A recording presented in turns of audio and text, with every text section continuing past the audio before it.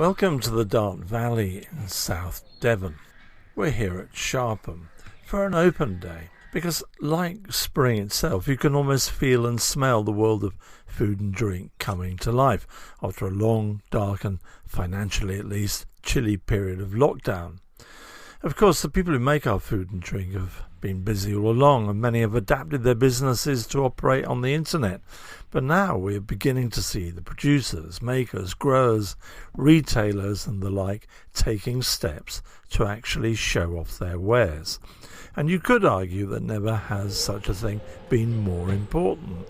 So many within the food and drink industry have a lot of catching up to do.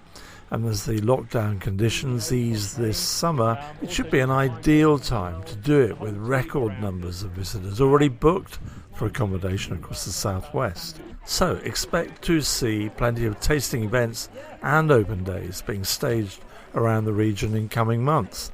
First out of the starting blocks was a wine and cheese open day held at Sharpham this week. The folk at Sharpham Estate are old hands when it comes to telling the world about the things they produce.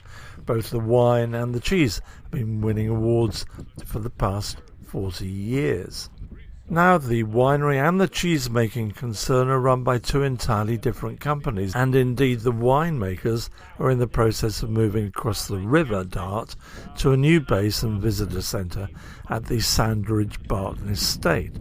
But that didn't stop them combining forces on Wednesday to show a group of Devon tourism providers and other movers and shakers exactly what they do. As I say, hundreds of others will no doubt be following in Sharpham's footsteps over the coming months as visitors flock to the West Country, which is why I asked Taste of the West Chief Executive John Sheaves about the importance of open days and tastings in the year 2021.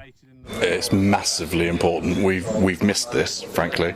We've missed these kind of events. We've missed the whole thing about food is so evocative, and it really gets the senses. You know, we've just been drinking fantastic sparkling wine from the estate, and you miss actually being in the field, tasting the wine that's been produced on the estate. We're about to taste some cheese.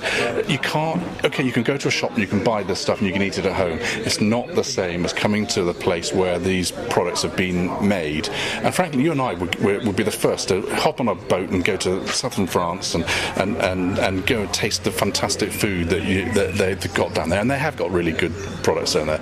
But actually these days you can do exactly that here, and at Sharpham they just do it fantastically well, and it's part of the reawakening of the senses, I guess. Awakening of the senses indeed. And at Raw Food and Drink PR we hope to be covering more events over the coming months and bringing them to you both in video form and in the Western Morning News newspaper and in a series of podcasts which we are making at present. Check out this website for more information.